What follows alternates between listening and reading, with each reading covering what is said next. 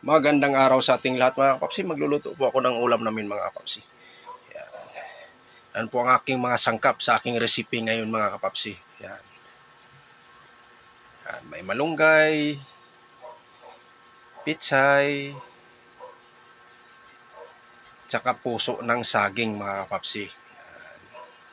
Tsaka siyempre yung mga pang-aromatics natin, bawang sibuyas, siling haba, kamatis. Yan.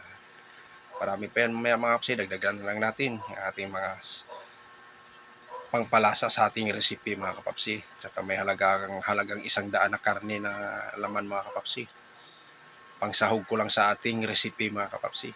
May mga upload na rin ako ng ganitong klaseng ulam mga kapapsi. Kaso lang iba-iba po yung proseso, iba-iba po yung sangkap na ginamit natin.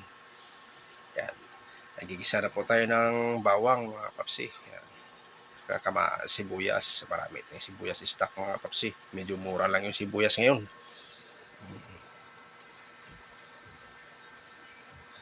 Pag-haluin lang natin, kamatis, lalo na kamatis, marami rin. Marami tayong stock mga kamatis mga kapapsi. Dahil ang kamatis yan ang nagdagdag lasa sa ating recipe. Yan na po ang aking karne ng baboy. Halagang 100 lang mga kapapsi. Dagdag lasa lang sa ating recipe mga kapapsi. Bili lang ko na halagang 100 dahil dito sa amin, malapit lang kami sa palengke. Medyo kilala na tayo sa nagtitinda. Kahit magkano pwede ka makabili, basta sabihin mo lang pang sahog. Walang problema dito sa amin mga kapapsi. Labasin lang natin yung katas ng ating mga pang-aromatics mga kapapsi. Ngayon, yan po ang aking recipe mga kapapsi. Munggo. Ginisang munggo mga kapapsi. Napakaraming sahog nito mga kapapsi. Mamaya, makikita nyo mamaya. Yan. Yung munggo natin, pinakuluan ko na yan siya. Yan. Ngayon, panibago na naman, pakuluan natin siya uli. Para isasabay na natin sa ating karne ng baboy. Tansiameter lang po yung tubig na ginagamit natin mga kapapsi. Saka natin siya dagdagan mamaya pag medyo kukulangin tayo sa tubig. Tsaka puso ng saging. Yan ang pinakamasarap mga kapapsi. Lalo na pagdating sa munggo, puso ng saging. Pinakadabis dyan. Napakasarap yan mga kapapsi. Yan mga kapapsi. Papakuluan lang natin siya ng papakuluin yan. Yan. Huwag na natin siyang haluin. So, hayaan lang natin yan siya mga kapapsi. Ito yan ang siling haba. Siling panigang kung tatawagin nila. Yan. Pinutol ko na. Hindi ko na hiniwa masyado maliit. Dahil maanghang po yan mga kapapsi. Yan na po ang aking recipe. Ginisang munggo with puso ng saging mga kapapsi. Yan. Maglalagay pa tayo ng chicharon. Lalong napakasasarap mga kapapsi ang ating recipe. Maraming chicharon mga kapapsi. Yan. Patong lang natin yan. Kusang nalambot lang yan siya mga kapapsi. Yan.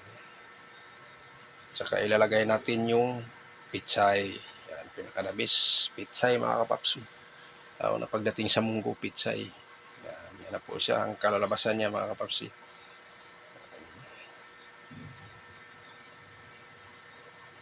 Tsaka malunggay, 2 tali ang binili ko. Dinamihan ko na yung malunggay dahil napakasarap yan sa munggo pag maraming malunggay mga kapapsi.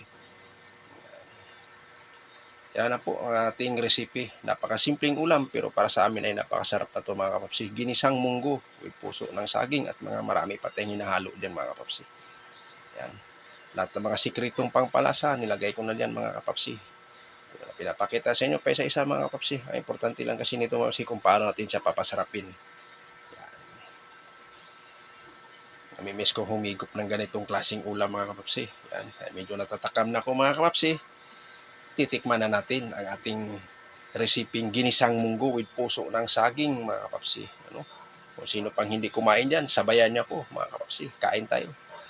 Yan lang po mga kapapsi. Update ko lang sa inyo at ako po'y nagpapasalamat sa walang sawang suporta niyo mga kapapsi. Ang aking recipe po, ginisang munggo. Makisuyo lang din po ako. Paki-like, share, and subscribe na. Hanggang dito na lang ako. See you next vlog. Thank you for watching. Bye-bye mga kapapsi. Napadila tuloy si kapapsi sa sobrang sarap.